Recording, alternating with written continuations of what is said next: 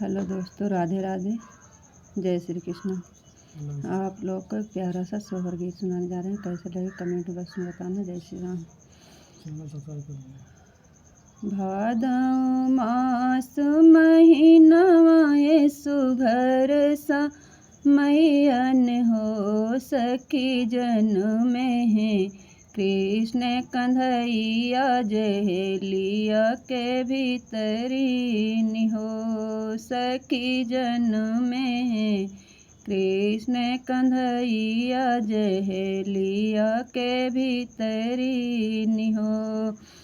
देवकी जगावें वसुदेव उठा हो मोरे स्वामी हो। स्वामी सुपवा माँ ललना ओलारा गोकुल पहुँचा हो। स्वामी सुपवा माँ ललना ओलारा गोकुल पहुँचा हो।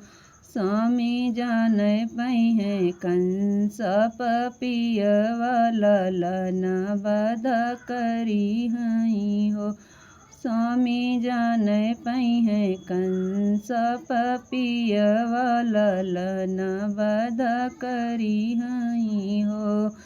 भादौ मास महीनवा ये सुघर सा मैयन हो सखी जन्मे है।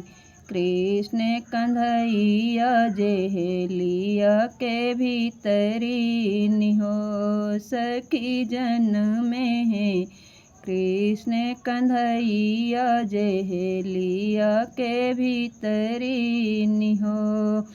देवकी जगावें वसुदेव सुना हो मोरे स्वामी हो। स्वामी अब की के 8वां गर्भवा की ललना बचावा हो। स्वामी अब की के 8वां गर्भवा की ललना बचावा हो।